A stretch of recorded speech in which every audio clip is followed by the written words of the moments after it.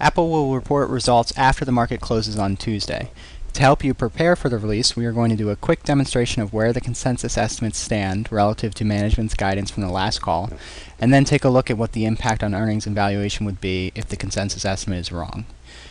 To do this, we're going to be using our Apple earnings model, and if you'd like to download this model, please visit our website, click on the Free Models tab, where you'll be prompted to register, and then from there you'll have access to all of our earnings models from the free models download page. So you can see here each one of these buttons is a different model that you can just download directly for free.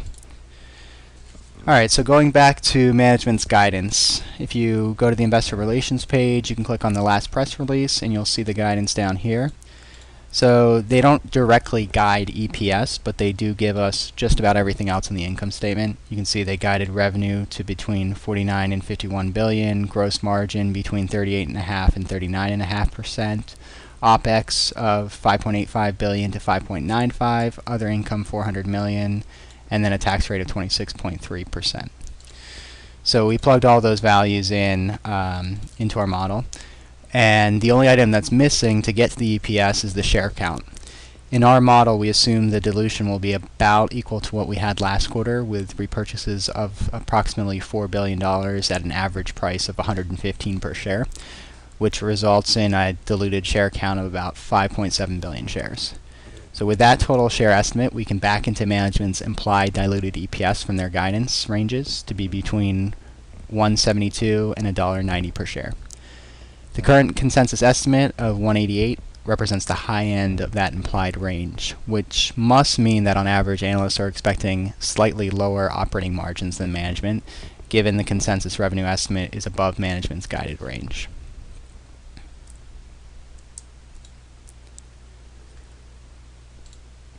So where could the consensus estimate be wrong? Potentially with the 6S gross margin, which may be a bit lower compared to the past iPhone models, given the increased cost for the Force Touch functionality and incremental memory costs, as the new model has 2 GB of DRAM compared to 1 GB in the iPhone 6. This could be offset if we see a favorable shift in mix towards larger storage capacity and Plus models. Of course, the 6 only launch at the end of the quarter, so a much more important factor for this fiscal year will probably be the continued strength of the US dollar and potential weakness in the emerging market sales.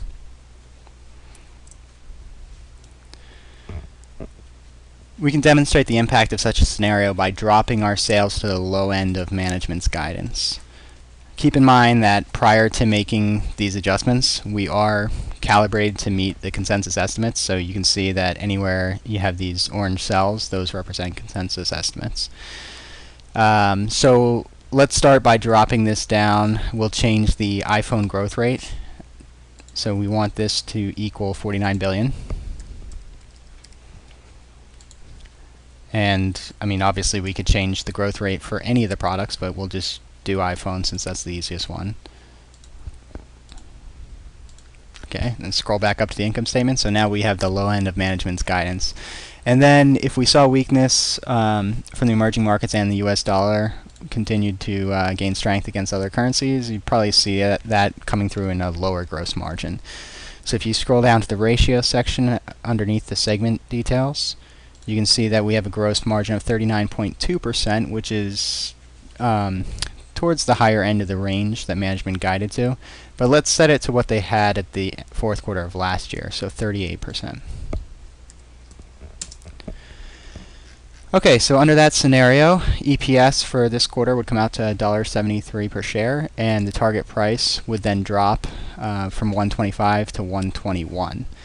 And it's important to keep in mind that we've only changed one quarter, so you would assume that if you had such a poor quarter, you'd probably get guidance from management for next quarter that was maybe not as good as what the street was expecting. So we'd have to also adjust the December quarter and maybe change our growth rates for the entire 2016 year.